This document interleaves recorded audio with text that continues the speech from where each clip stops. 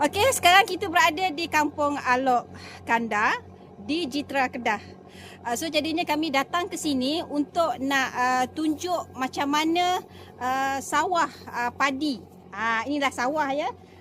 Yang akan diusahakan oleh seorang pegawai tentera yang dah pun pencen, iaitu Lieutenant Colonel Syukri. So apa yang kami datang ke sini nak tunjuk kepada generasi akan datang macam mana susahnya seorang petani nak menghasilkan beras yang kita makan. Mungkin ramai yang tak tahu macam mana nak menghasilkan sawah padi. Jadinya inilah permulaan kita untuk datang ke kampung ini nak melihat usaha seorang pegawai tentera yang sudah pun pencen nak mewarisi sawah padi daripada ayah dan ibu dia ya. So jadinya kita boleh tengok bagaimana usaha dia nak menghasilkan sawah yang sebegini yang ada air ni. Orang Kedah kata air cap, betul ke tidak nak jadikan padi, tetapi sekarang ni sedang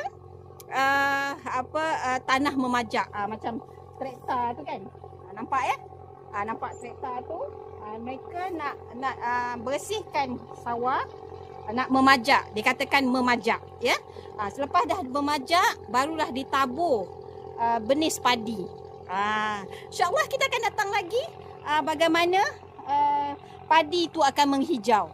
Selepas menghijau dah besar, barulah dah menguning, barulah dipotong dan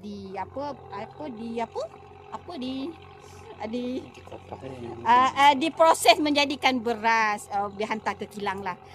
Itu nak tunjuk kepada generasi ya akan datang, ataupun generasi masa sekarang, anak-anak muda dia orang tak tahu betapa susahnya, betapa peritnya nak menghasilkan beras yang kita makan. Jadinya nanti kita tengok episod-episod akan datang. Okey, jumpa lagi. Okey, Puan Suria, bagaimana ya rasanya bila suami dah pencen dan nak balik ke kampung untuk menghasilkan, nak mengusahakan sawah padi peninggalan ayah dan ibu mereka. So jadinya Puan Suria adalah seorang pencen cikgu juga. Rasa macam mana? Setuju atau tidak suami? InsyaAllah setakat ni saya sokong apa yang suami saya nak buat lah.